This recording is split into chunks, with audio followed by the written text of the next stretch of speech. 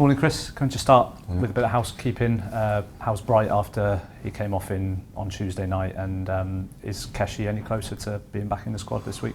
Yeah, Bright got a bit of a bump, so he's getting better day by day. We'll see how he is today. And Keshi is getting closer. He's getting closer to involvement, which is positive news. And how is Ethan after the news that he's going to be out for a little while? We've had a chance to speak to him. Yeah, he's obviously disappointed. That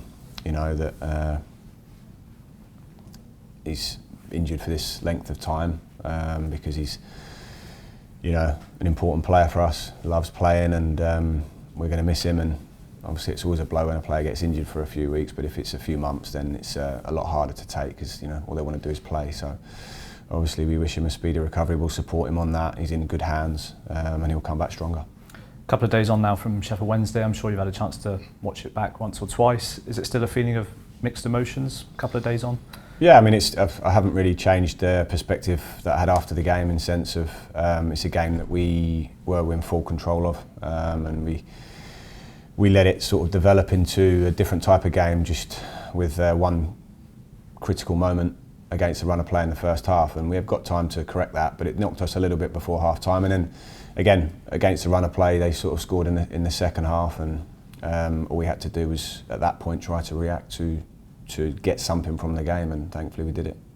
Just want to ask you about the sort of a little bit of a tactical question. The wingers noticed in recent games coming in from the touchline, coming in to support the number 10 position rather than sort of hugging the touchline. Is that something that you're actively encouraging, or is it a mixture of both really for them?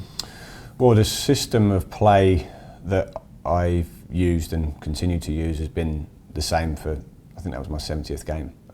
So there's been no change in the sense of how we want to play. It might be that you're seeing certain players in a position within the system that maybe you don't know why they're there type of thing, but it's still our football, still our system that we're playing. Usually we have one winger more wider and one winger that inverts a little bit. That's just sort of been consistent. So no, I think the look of the team, the shape of the team, I've been happy with the consistency of that. But obviously we haven't turned that into as many goals as I would like. But Tuesday night was a really positive performance in terms of the attacking threat going forward, particularly in that first half an hour, which was must have been really pleasing for you. Yeah, it was. It was a good start. I thought we looked energised, and we looked like we were going forward well without creating big chances. Obviously the J1 sort of takes it really well, but yeah, I thought there was a good intent. They were sort of sitting back quite early in the game, so you're attacking a low block, so you should be able to work through it. But yeah, we looked bright. We looked fairly creative, and we had a good look, but that waned a little bit, to be honest, after that bright start, and then we couldn't quite. It wasn't until I felt I made the changes later in the game that we picked up the intensity again and finished strong. Got 11 points on the board so far. 8 of those have come at home. Obviously you'll want to pick up some more points on the road, starting with tomorrow night. Is there any difference in approach away from home to at home, or not really? As this? Well, there is in a sense that you have to understand that you're going to some difficult venues, and you have to manage the game at times a little bit more when you're away from home. That's just normal. That's just the game. And from our point of view, we have to turn what has been some promising performances. We've had a few that, periods within games that have been below our normal level, but we've been competitive in others and had taken nothing from it. So again, what we need to do is make sure that we keep the back door shut. There's no silly mistakes. There's nothing that goes in that shouldn't go in, and then we can from there use our possession, use our football, and take one of our chances, and we'll turn what has been signs of good performances away from home into results. You hear a lot of managers sometimes talk about earning the right to play, particularly in the Championship. Is that something that you kind of endorse, the fact that you have to stand up and be counted, particularly away from home? You've got to win your duels, challenges, and then your flair kind of takes over from there. Is that something that you believe in? Something I believe in a lot. That is the game. I think you do have to earn the right to play. Winning the duels, the basics of football is the most important thing. I always say to the players, if it's a bouncing ball, we need a blue shirt there first. That's the game. It doesn't matter who you are, how good you think you are. You have to do those basics and, earn not just the right to play, but earn any victory or any result that you get. So and away from home, that's turned up even more because of the fact that you're in unfamiliar territory. That you've got the whole stadium, most of it against you, and you have to make sure that you can stand up to it.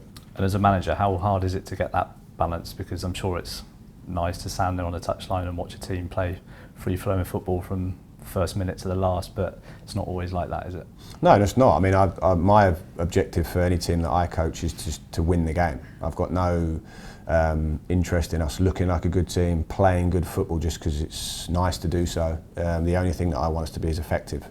So any control or possession we have has got to have meaning to it. We've got to have very offensive positions in order to make that meaningful. If we lose it, we can counter press, make sure that we've got numbers that we can attack the last line with. I just don't want sterile possession that is not going anywhere at all. So from my point of view, it's a good footballing performance is an effective footballing performance. Doesn't matter how you play, because there's no right or wrong way to play. Our style is to be dominant, is to have more possession, more territory and more chances than the opposition, and that will continue to be the case. Wrexham away tomorrow. There's naturally a lot of noise that comes with this fixture from the outside. You dealt with that really well last year. Is it been the case this week, or have you had to do anything different, or is it just the case that this is the next game now? Yeah, it's the next game. I think it's obviously all the games have a little bit more attention in the Championship, naturally anyway, but we had it last season. We had 2 games against Wrexham, both of which had a lot of noise around the games, but it's not hard for me to sort of not get distracted from that because I don't engage or look at any of it. So it's just another game. As I always say to the players, focus on the football. There's nothing external that should derail us from what's important. It was a really competitive game when we played them back in January, a very physical one. They've obviously added quite significantly to their squad during the summer. What sort of challenge are you expecting tomorrow night? I was expecting a big challenge. I think that particular game you're referring to was an important game for us, an important result. At that stage of the season, in the context of where we were, to make sure that we didn't lose that game, I felt was very important. Wrexham are, I think, the biggest spenders in the league this season. People say that we've, invested. Absolutely, we have, but there's many teams that have invested a lot as well. So it's not like we're in League One and we're the team that's should be winning the league. You've got teams like Wrexham who've spent, I believe, 30-40 million pounds on transfers alone. So that's what they've done every season. They've gone up to the next level and then they've upgraded each year, but they've retained sort of their style, their way under Phil Parkinson, and they've been extremely successful at doing it. So, very good squad, good team. They know what they're doing. So it's a test for us, but we also have a lot of confidence in what we can do, and that's what I'll be focusing on in these next few hours. It's probably also important to remember that we are only 8 games into 46 game season. There's going to be highs and lows. Would it be fair to say, Chris, that obviously the players are adapting to the step up in level? Are you adapting as well as a manager to this level? This is your first job in management and great success last year, but we're only 8 games into a long season. Yeah, I mean, me as a manager, I don't think it's necessarily adapting to the level. I'm learning all the time, and the day I stop learning is the day I stop doing the job, because it doesn't matter who you are, it's about learning and improving all the time. The theory that we were entitled to walk into the Championship and stroll it is deluded. We are a team that have to compete and earn everything we get at this level. We're not a team like in League One where we've gone out and ultimately put a squad together that should win the league. The expectation therefore should be, yes, you should go and win that league. And I'd say, completely agree, we should win that league.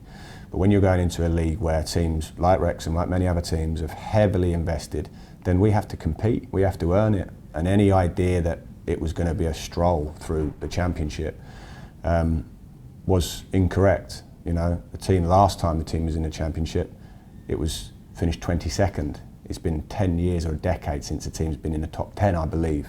So this is just the reality. We have to understand that it's a hard league arguably the most unforgiving league of them all in terms of the competitiveness of all the teams.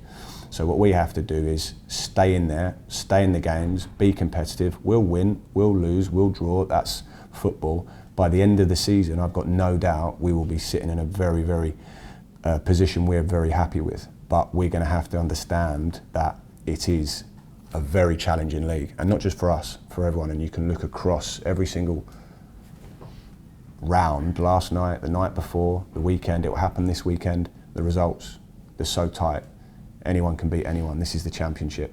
We have to earn everything we get, work hard for everything we get, and in the end, I've got no doubt that we will be where we want to be.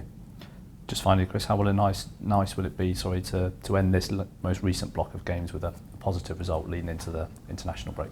Well, it would be amazing. It's the best time to win a game is before an international break because you have 2 weeks to enjoy it.